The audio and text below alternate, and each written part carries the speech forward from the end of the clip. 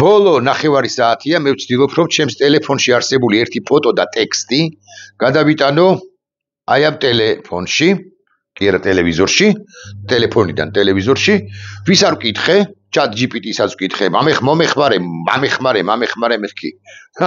მირჩია განა არა, ისეთი რაღაცები მითხრა რომ ჯობდა არ ეთქვა. მოკლედ ვერ მოვახერხე. დაურეკე მეუღლეს, რომელიც არ არის ჩემთან ერთად. მითხრა რომ საკმაოდ რთულიაო, მე რო ვიყო შენს გვერდით თუ ახლაო, ამას კი მოვახერხებდით, მაგრამ საკმაოდ რთულიაო.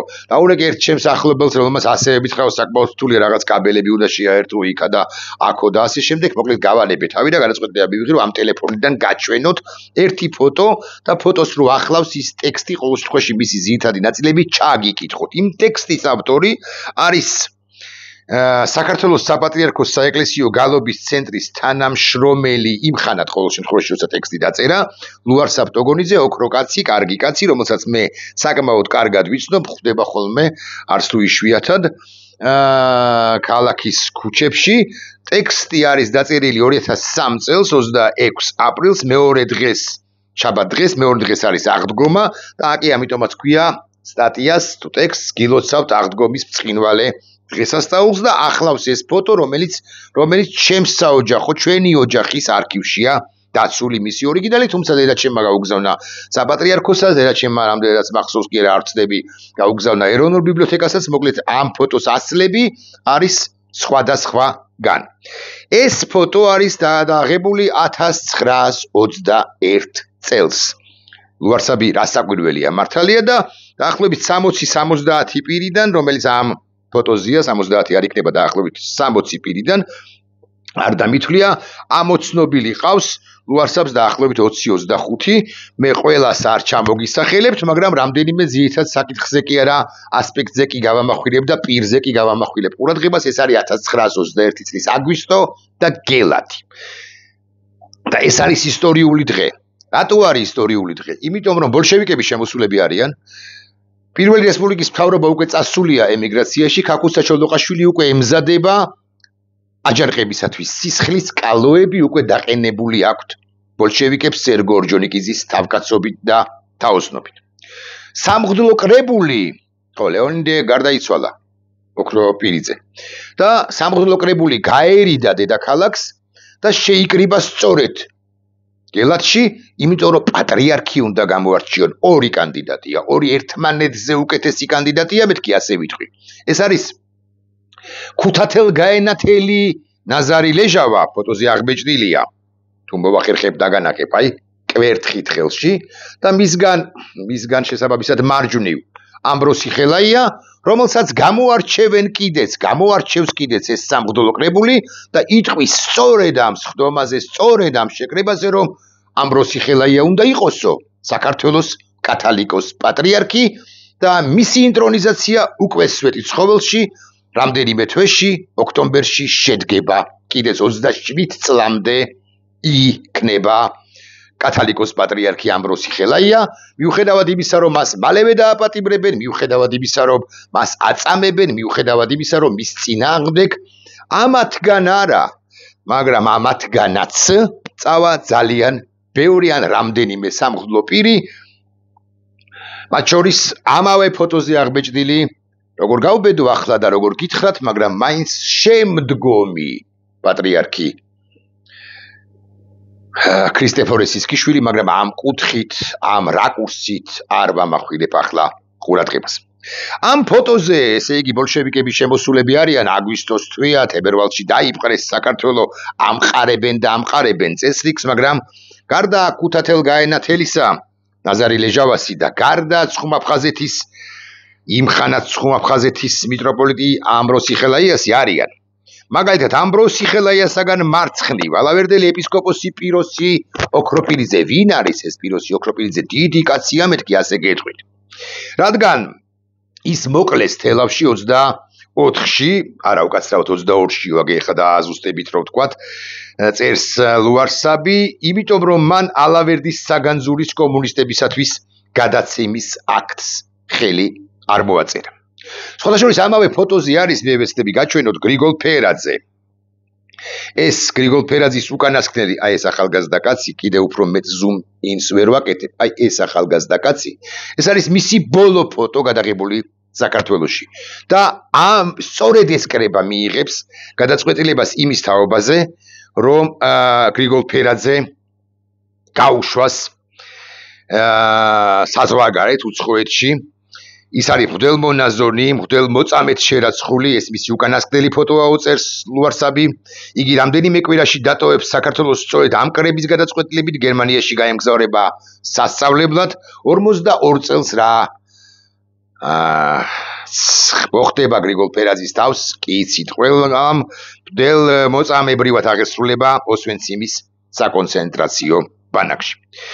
პიროსის ზედარიგში 460-ში არის ცნობილი პუბლიცისტი რაფაელ ივანიცკი, ინგილოს შემდგომ ემიგრაციაში მღვდელმონაზონი.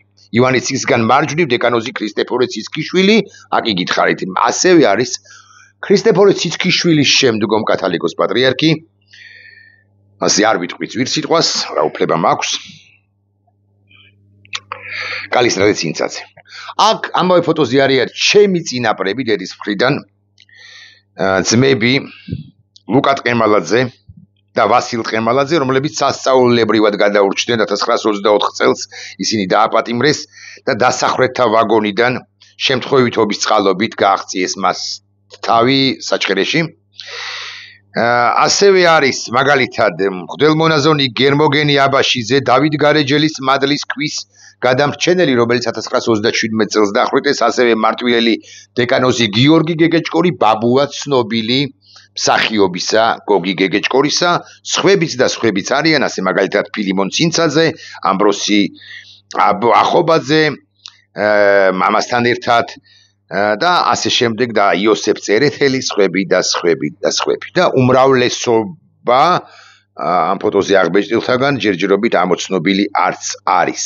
ეს გულახდილად.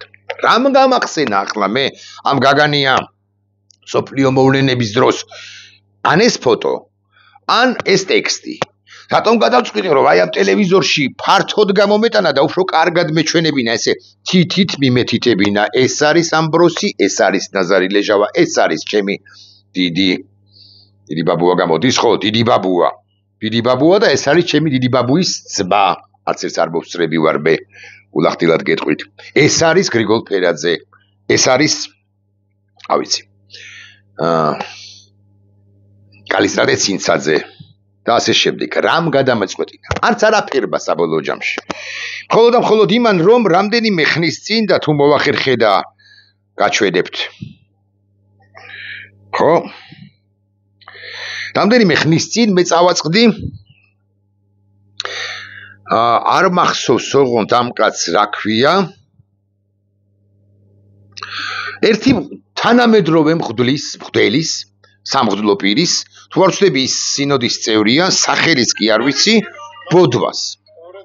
და ამ ბოდვას რომ თავი დავანებოთ, რასაც ბოდავს ეს კაცი ბოდავს და პირდაპირ არტყამს, პირდაპირი მნიშვნელობით, ანუ სიტყვიერად არტყამს, ლანძღავს, აკრიტიკებს, ეწინააღმდეგება, ემიჯნება და ასე შემდეგ. ერთ ძალიან მაგარ კაცს, ბოლო ხანს გამოჩენილს და ბოლო ხანს გააქტიურებულს კაცს, სამღვდლო პირს ასევე, რომელსაც ქვია, იცით თქვენ, დოროთე ყურაშვილი, რომელიც ჩემი სტუმარიც იყო კონტექსტში. მაგალითად, დოროთე ყურაშვილი ამბობს ესეთ რაღაცას. მე არ ვიცი deep state-ის განმარტება, მაგრამ ვიცი რუსეთუმეს განმარტება. ყველა ვინც დღეს ამბობს, რომ ომის პარტი არის ევროპა და არა რუსეთი და ევროპაში გაგვათხოვებენ, ის არის რუსეთის აგენტი, არის ჩვენი მტრის მომხრე. ეს არ არის თეოლოგიური განცხადება, ეს უფრო საერო განცხადებაა, ხსენებული მღვდელმსახურისა.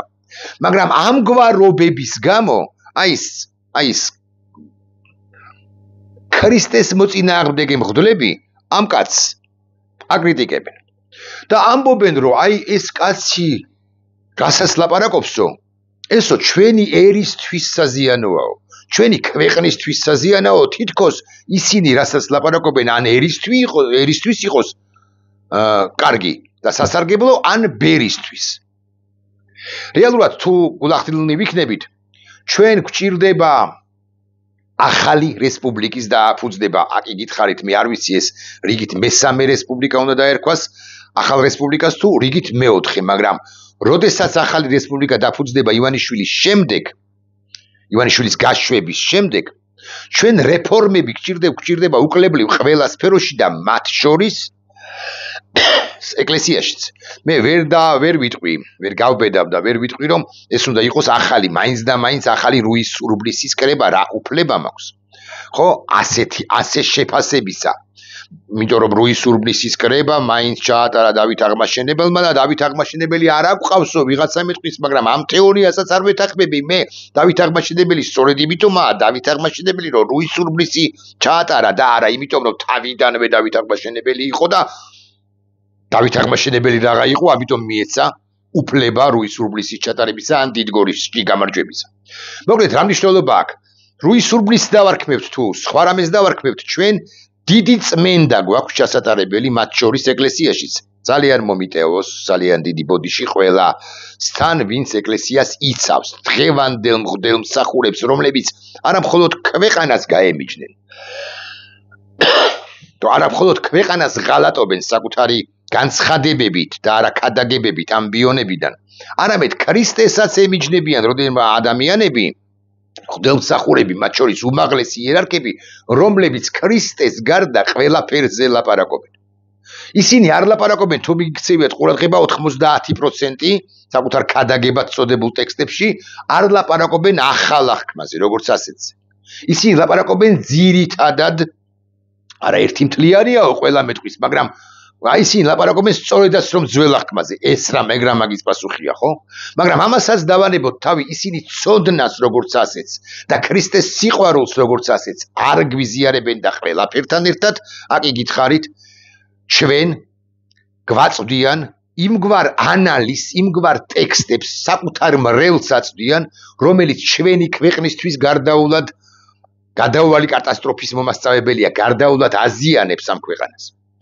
და ჩვენს დროებაში, როცა მით უფრო საპატრიარქოს და ეკლესიას აქვს ესოდენ მაღალი ნდობის რეიტინგი თუ ვოტუმი, გარდაულად აუცილებელია ამბიონებიდან იმგვარი სიტყვის მოსმენა, რომელიც ჩვენი სახელმწიფოსთვის იქნება მარგებელი, სასარგებლო. და ეს სიტყვა არის ის, რასაც ჩვენ გვთავაზობს დოროთე და ის იშვიათი გამონაკლისია, ასევე რამდენიმე მღვდელმსახური, მათ შორის უმაღლესი იერარქებიც, რასაკვირველია მინიმუმ 2 ან 3 პირის დასახელება შემიძლია სინოდის წევრთაგან. მაგრამ უმრავლესობა კი მღვდელმსახურებისა, უვიცი მღვდელმსახურებისა, ქრისტესთან შეპირისპირებაში მყოფი მღვდელმსახურებისა არც ერისთვის არის სასარგებლო ტექსტებით გამორჩეული და არც ბერისთვის არის სასარგებლო ქრისტიანული ტექსტებით გამორჩეული. ისინი ძირითადად საუბრობენ რუსეთისთვის სასარგებლო პირდაპირ ან ირიბად რუსეთისთვის სასარგებლო ტექსტებს აცნობენ საკუთარივე მრევლის წევრებს და ასე ითრევენ იმ მორევში, რომელსაც რუსული პროპაგანდისტური მორევი და ტვინთა რეცხვის კამპანია, სპეცოპერაცია ჰქვია საქართველოს და ქართული საზოგადოების წინააღმდეგ. და აკი გითხარით, რომ დოროთე ასე მაგალითად, რომელიც დაბალი იერარქია, რასაკვირველია იმასთან შედარებით, ვინც გაჩვენეთ, როგორც იმის სახელი არ მახსოვს, ანუ სინოდის წევრებთან შედარებით, დოროთე არის მართალ სიტყვის მტკველი. იმ სიტყვისა დაახლოებით, იმგვარი სიტყვისა, როგორცაც წარმოთქვამდა ჩემს მიერ უკვე ხსენებული მინიმუმ 2 პირი იმ ფოტოდან, რომელიც აკი გაჩვენეთ მისი ფრაგმენტები, ამ ფოტოს ფრაგმენტები მაინც, ეს არის მინიმუმ 2 პირი, კვლავ მიმეორებ, ეს არის გელათის იმ ცნობილ კრებაზე შეკრებილი საზოგადოების წინაშე 2 გამორჩეული კანდიდატი, ეს არის ამბროსი ხელაია, რომელსაც გამოარჩევს სწორედ ეს კრება და ეს არის მისი ბჭყალებში კონკურენტი ნაზარი ლეჟავა, რომლის წინააღმდეგაც კომუნისტებმა გამოიყენეს საკუთარი რეპრესიული მძიმე მანქანა აამოქმედეს და იცით და გითხარით კიდეც რა ხვედრი ბედი ხვდაწილად თუ ამბროსის და თუ ნაზარი ლეჟავას და სხვებსაც, რომლებიც ამ ფოტოზე აღბეჭდილნი არიან. ახლა ჩვენ ქართულ საზოგადოებას გაგიკვირდებათ და ასარჩევი გვაქვს გზა, ასე ვიტყვი, გზა ამბროსი ხელაიასი თუ კათოლიკოს პატრიარქების დასახელებაც პატრიარქების დასახელებაც შემიძლია, რომლებმაც გადაუხვიეს ამბროსი მოდი ასე ვიტყვი, რომლებმაც გადაუხვიეს კირიონისა და ამბროსი ხელაიას გზას, ჩვენ გვაქვს ასარჩევი კირიონი და ამბროსი ჩვენთვის უმნიშვნელოვანესი პერსონები არიან და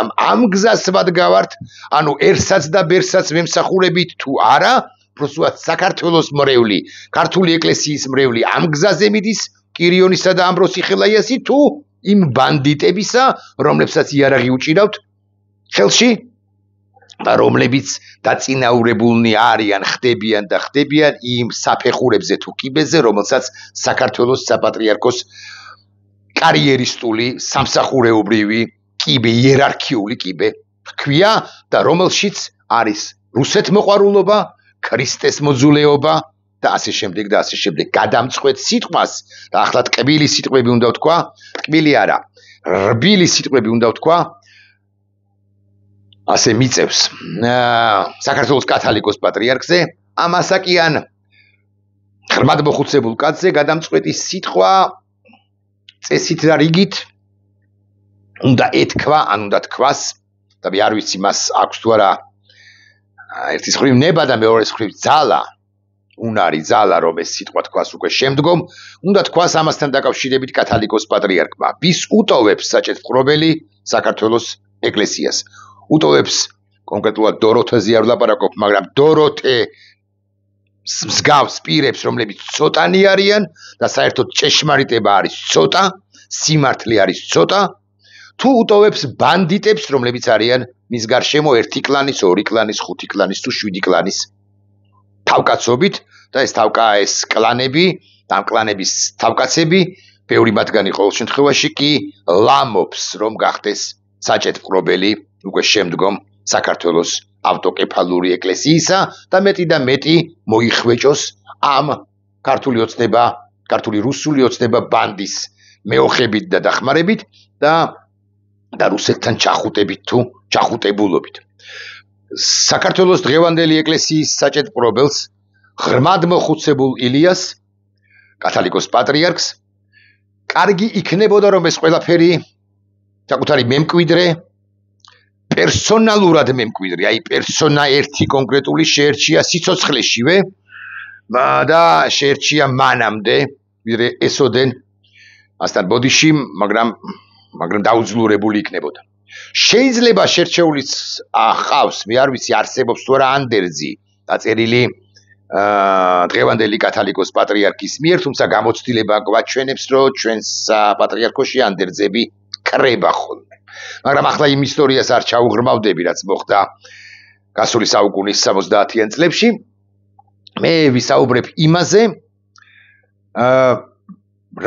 როგორი ეკლესია გვჭირდება უკვე საომლოდ ჩვენ, თუმცა ბევრი შემეწინააღმდეგება და მეტყვის გვჭირდება კი ეკლესია საერთოდო, თუ ასეთი სქიზმა, ასეთი შეპირისპირება და ასეთი ანტიქრისტეა, ქრისტეს მოწინააღმდეგეა ჩაბუდებული საქართველოს ეკლესიაში, იქნება და არ გვჭირდებაო, მე გეტყვით რომ გვჭირდება ბევრი დოროთე და რამდენიმე უმაღლესი მღვდელმსახური რო არის იმგვარი პირი, სინოდის წევრები და მე ძალიან დიდი იმედი არ ვიცი, დიდიც არა, გარკვეული იმედი მაქვს, რომ ჯერაც ცოცხალი და ღმერთმა აცოცხლოს სასაკვირველია დიდხანს კათოლიკოს პატრიარქი, როგორღაც მოახერხებს და ეკლესიაში ძალაუფლებას შეუზღუდავს რუსეთ მოყვარულებსა და ქრისტეს მოძულეებს და ქრისტეს მოყვარულებსა და რუსეთ მოძულეებს კი მეტ ასპარეს მისცემს მისივე სიცოცხლეში. დანარჩენი ვნახოთ. ეს ფოტო კი ამ ფოტოზე აღბეჭდილი ადამიანების 90% თუ ყველა არა, ყველა ალბათ მაინც არა. 80-90% საქართველოსთვის იბრძოდა გასული საუკუნის 20-იანი წლების დასაწყისში, ანუ 100-ზე მეტი წლის წინ. 21 წლის ფოტოა, კომუნისტები შემოსულები არიან, კომუნისტებს სისხლის კალოები აქვთ უკვე დაყენებული ჩვენს ქვეყანაში, კომუნისტები ებრძვიან ქართულ სახელმწიფოს და თანამედროვე ბოლშევიკები ივანიშვილის თავკაცობით ასევე ებრძვიან ქართულ სახელმწიფოს და ცდილობენ რომ ჩაგვახუტონ როგორც რუსეთს, ისე საქართველოს საპატრიარქო, ისედაც ხშირ შემთხვევაში ჩაახუტონ ბანდიტი. როგორია ისა? კირილ გუნძიაევის საპატრიარქოს, ეგ რა მაგის პასუხია და ტომოსი საპატრიარქო უკრაინის ავტოკეფალიის მინიჭების გადაწყვეტილება აქტი რა ვერ წაიკითხა ბოლო 3 თუ 4 წელიწადია არა მეტი რის 3 ხო მეტი წელიწადია რა ვერ წავიკითხეთ რა ვერ წაიკითხეთ ხო 3 წელიწადია დაახლოებით ტომოსი ეგრეთ წოდებული რატომ არ აღიარებთ მებრძოლი ხალხის ქვეყნის ეკლესიის ავტოკეფალიას ეს მეხუთე ხარისხოვანია ვინმე იტყვის მაგრამ უბრალოდ გამახსენდა უკრაინა და საქართველო გაიმარჯვებენ და ჩვენ ახალი რესპუბლიკა რო უნდა დავაფუძნოთ ამ პირობებში უნდა გაიწმინდოს პოლიცია იუსტიცია მთელი მართლმსაჯულება სასამართლო და ასე შემდეგ მაგრამ ასევე მომიტევეთ და გვარი არ მახსოვს უყონთ არ მახსოვს მომავიწყდება გვარები აი ჯამალ რაღაცა ხო ბანდიტებისაგან და რუსეთ მოყვარულებისაგან და ქრისტეს მოძულეებისაგან უნდა გაიწმინდოს საქართველოს საპატრიარქოს გინდა გეწყინოთ და გინდა არა. ახონთის